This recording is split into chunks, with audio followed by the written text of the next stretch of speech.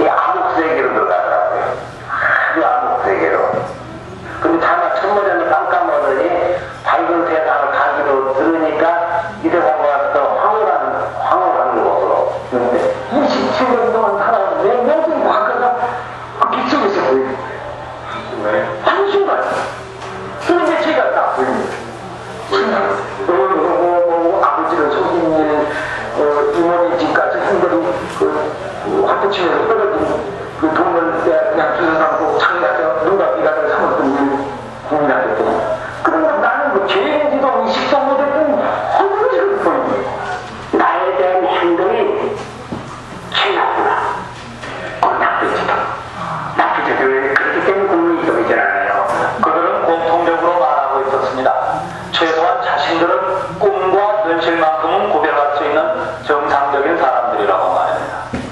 그리고 굳이 자신들의 체험이 사실이었노라고 세상 사람들에게 해명하려고 노력하지도 않는다고 했습니다.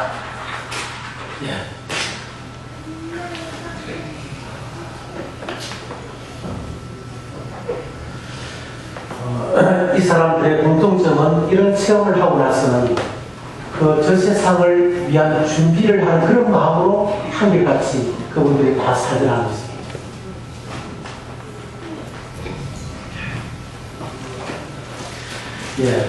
이제는 이 성경에서 저 세상에 이 영혼이 저 세상에 가서 어떻게 지금 살고 있는지 이러한 부분을 예수님이 직접 이 부분을 이렇게 말씀해 주신 성경이 있습니다. 누가복음 16장에 이 전도를 하다 보면 네가 지옥에 가본 사람이 있나? 천국에 가본 사람이 있나? 그런 얘기 많이 들어보셨죠?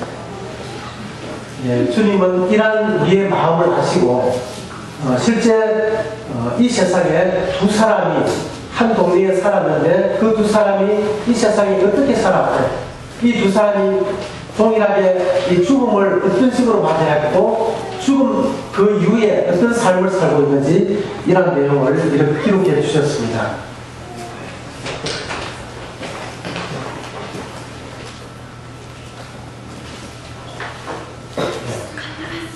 누가복음 16장 19절부터 21절에 이 두 사람이 이렇게 나오고 있는데요.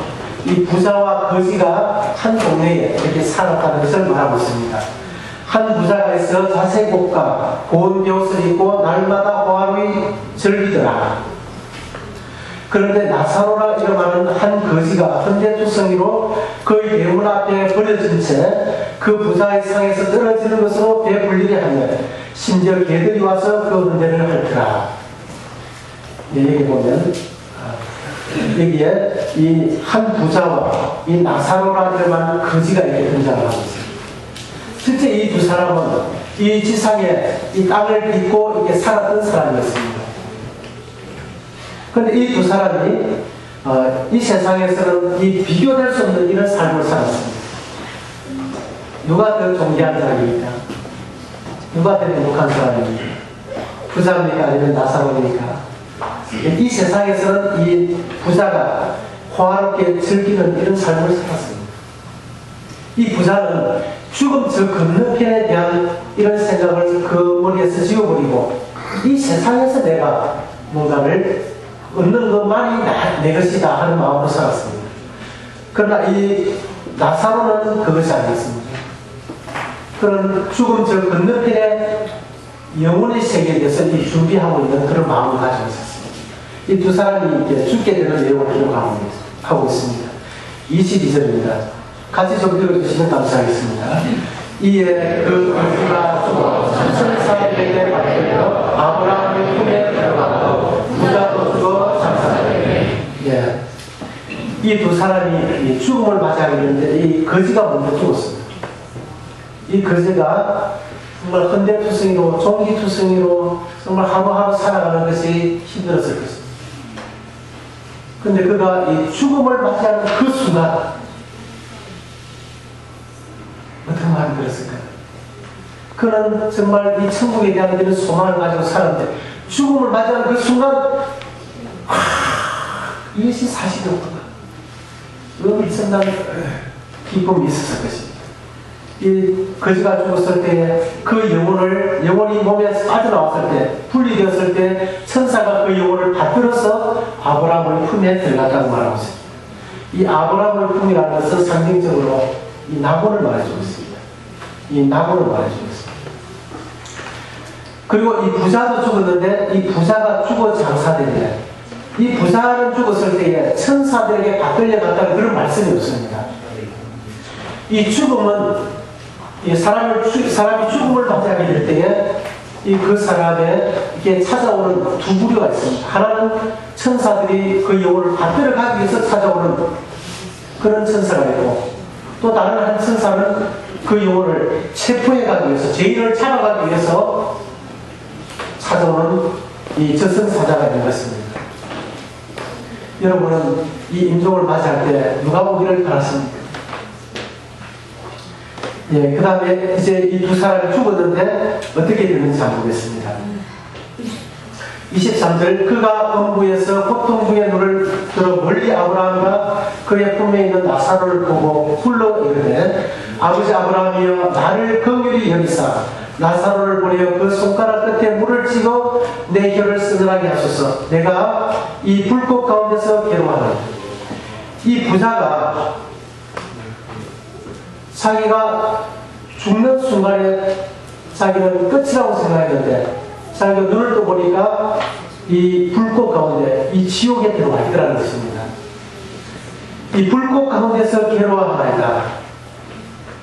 26절, 그뿐 아니라 너희와 우리 사이에 큰 구름텅이가 놓여있어 여기서 너희에게 건너가고자 하되 갈 수 없고 거기서 우리에게 건너올 수도 없게 하였느니라.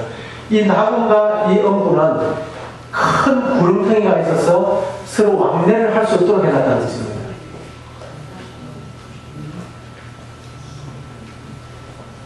우리의 영혼이 이 세상을 떠나는 순간 이렇게 이 갈라진다고 하는 사실입니다. 이것을 성경은 말씀하고 있습니다. 이것이 우리에게 하나님이 주시는 이 초부 정보입니다.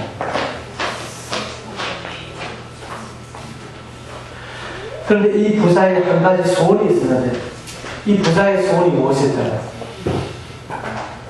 만약에 여러분이 이 속에 들어갔다면 여러분이 한 가지 소원을 들어준다면 무슨 소원을 말씀할 수 있을까요?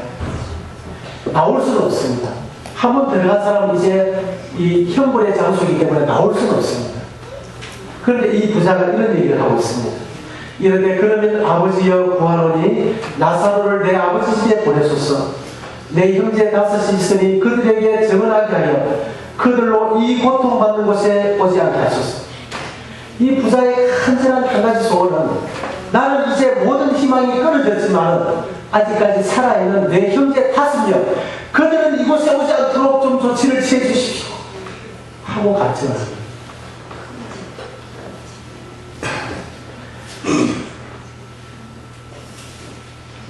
분명하게 금생과 죽음과 이 내생은 이렇게 분리된다고 하는 사실입니다. 그래서 이 죽음이라는 것은 영혼과 육체가 분리되어서 영혼이 저 세상에서 영혼이 낙원이든지 아니면 지옥으로 가서 영혼을 보낸다고 하는 사실입니다. 여러분, 어디에서 영혼을 보내고 싶습니까? 예, 이 죽음이라는 이 불청객은 우리에게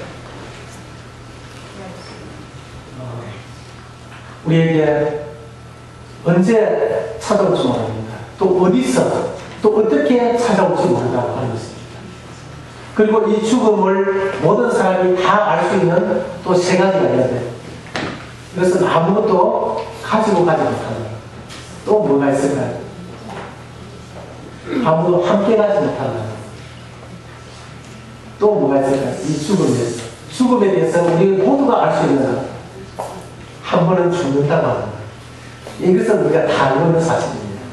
그래서 어떤 분은 그런 얘기를 했습니다. 이 죽음이 너무나 필연적인데도 이 죽음을 외면하고 이렇게 살아간다는 것은 내 자신에 대한 직무유기다. 그런 어떤 교수님이 그런 얘기를 하셨습니다. 정말 이 죽음이 그토록 우리에게 필연적이고 중요한 문제인데도 이 죽음에 대해서 그냥 아예 듣기를 싫어하는 겁니다. 듣기를 싫어할 것이 아니라 이 죽음의 문제를 우리가 극복하라고 이게 주님은 우리에게 말씀을 하고 있습니다. 전도서 3장 11절을 보면 이런 말씀이 기록되어 있습니다. 또 사람들에게 영혼을 사모하는 마음을 주셨느니라. 이 사람들이 이 초상이 나면 사람들이 굉장히 두려움을 느낍니다. 그래서 시골 같은 데 초상이 나면 모든 집안 그 비양까지 전부 다 이게 불을 다 이렇게 킵니다. 그냥 화장실이고 뭐고 다 이렇게 불을 밝히는데 그 불을 밝히는 이유가 서로 말은 하지 않지만 엄청난 두려움이 일어나는 것입니다. 그래서 그 시신 옆에 같이 밤을 새워주는 것은 하나의 믿음으로 이렇게 알려져가지고 조상님은 밤을 거기에서 새워주는 겁니다. 왜냐하면 가족들이 엄청나게 두렵거든요. 엄청나게 무서움을 느끼게 되는 겁니다. 이 저승사자가 움직이는 이런 가운데 있기 때문에 이 영혼은 그런 것을 느끼게 됐습니다. 그리고 사람이 이 죽음을 싫어하는 이유는 영혼을 사모하는 마음을 주셨느냐, 영혼에 대한 감각을 이 영혼에 하나님이 심어놓으셨다는 겁니다. 그래서 이 죽음이 저 세상에 지옥이 없다고 얘기하는 사람도 죽인다 하면 두려워하는 거예요. 그리고 돈이 있는 대로 다 내줍니다. 목숨만 살리잖아요. 그 이유가 하나님이 우리 마음에 영혼에 대한 감각을 주셨기 때문에 그런 것입니다. 잠시 동영상을 한번 보도록 하겠습니다.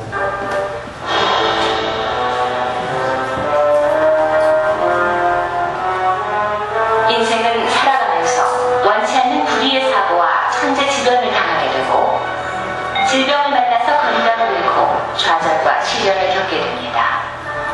이 모든 인생의 수레바퀴 뒤에 숨어있는 인생의 한숨을 당신은 보았을 것입니다. 정신없이 삶을 질주해 갔지만 남은 것은 수고와 슬픔뿐이지 않으셨습니까? 올 때도 빈손, 갈 때도 빈손이 아닌가. 이제 가면 어디로 갈까?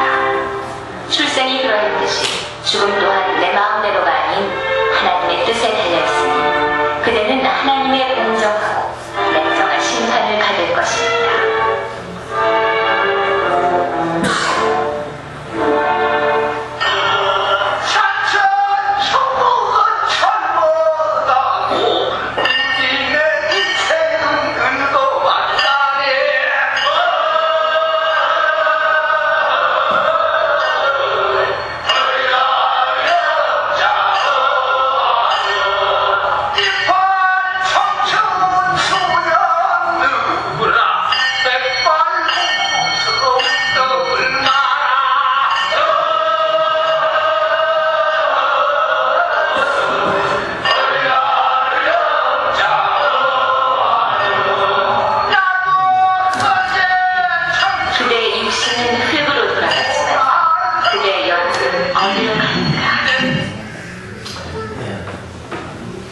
성경의 전도서 12장 7절에 이렇게 기록되어 있습니다.